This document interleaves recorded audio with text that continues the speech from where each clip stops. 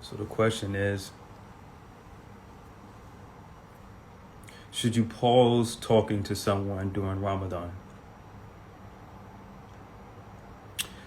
A general answer, because I don't know your goals for Ramadan. If you don't have your goals for Ramadan, then I would definitely say right now, start establishing them.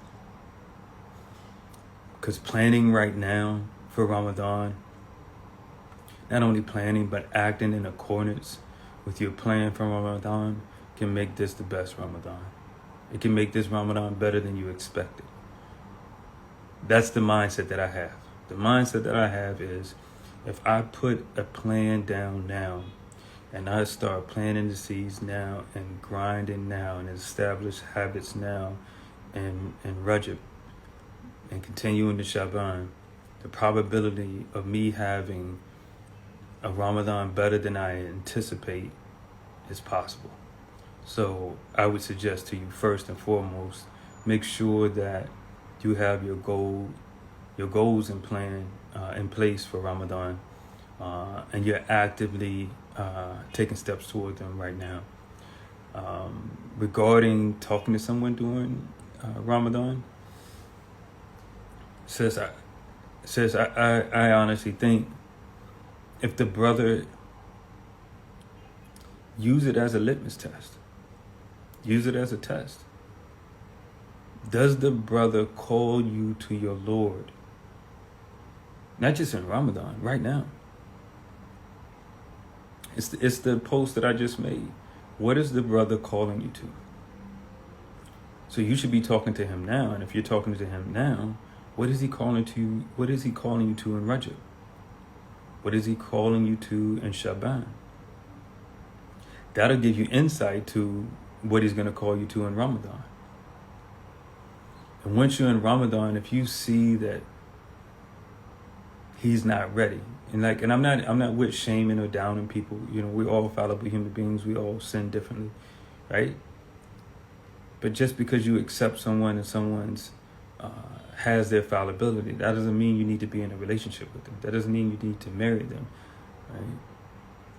So I would say between now and Ramadan, if you are talking to someone and you start seeing the red flags that they're calling you to other than things that increase you towards your goals, your values, and your purpose, they don't call you towards things that enhance your connection with your Lord, then that's somebody you shouldn't be talking to, period, whether it's Ramadan or not. You don't have time to waste. You really don't. Right? You don't have time to waste. So any brother that you're talking to that is not calling you and helping you, right, move towards goals, values, and purpose, and goals includes your spiritual goals as well, your religious goals, then it's not worth your time. And it's definitely not worth your time in Rajab, this blessed month of Rajab. It's definitely not worth your time in Shaban. And it's, it's a given that it's not worth your time in Ramadan. So my response is not based off of just because it's Ramadan. It's based off of, what is this guy calling you to? Meaning his thinking, what he says, how he acts, right? What he thinks, feels, says, and does. What does it call you to? What type of influence does it have on you? Right? Because accountability is real. Personal accountability is real. But the other part of that, right? So we take ownership for when we fall short.